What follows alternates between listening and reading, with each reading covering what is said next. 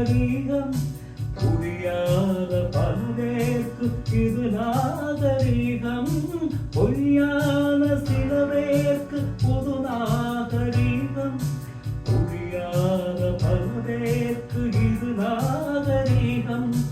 முறையாக வாழ்வோர்க்கு எது நாகரீகம்